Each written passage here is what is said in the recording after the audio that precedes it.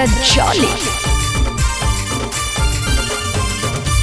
चढ़ल हो सावन गे लगो बड़ी पावन गे, चढ़ल हो सावन गे लगो बड़ी पावन गे। कांधे लेने कवरिया उठा आगे ये है कॉलेजा वाली देवो चल देव घर घुमा। आगे ये है कॉलेजा वाली देवो चल देव घर घुमा।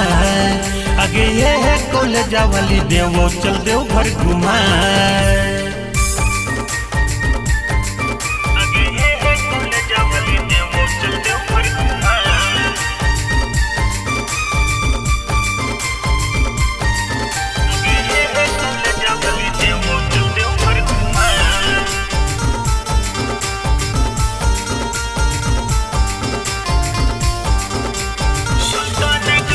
सुल्तानगंज से गे जलवा उठैबै, बाबा भोले पर जाके चढ़ैबै।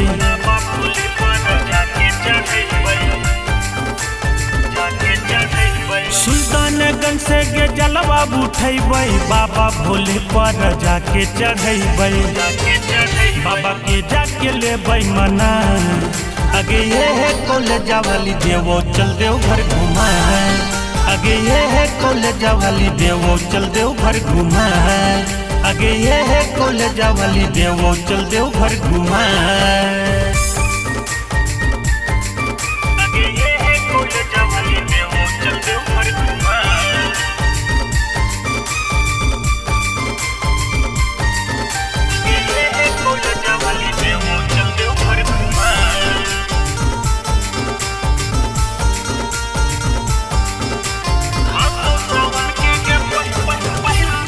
तो सावन के गे पहला सोमारी कर ले जाए के गे जल्दी तैयारी।